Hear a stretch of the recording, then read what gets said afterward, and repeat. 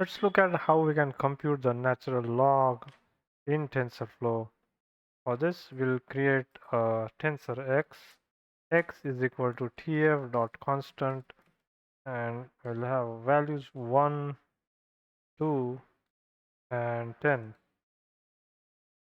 Now to compute the log, we'll type z is equal to tf.math.log of x, and we can print z.numpy, and in the output, these are the values we get for the natural log. Similar to this, there is another method in TensorFlow which is log1p, and it calculates the natural logarithm of 1 plus x element wise. So let's try and see how that would work.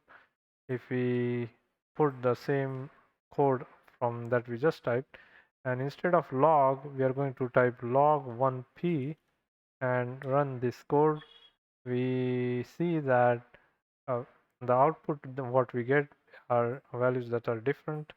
This is log 1 plus x, and to check what we are just seeing, what we can do is compute the values by typing x plus 1 right here and running this.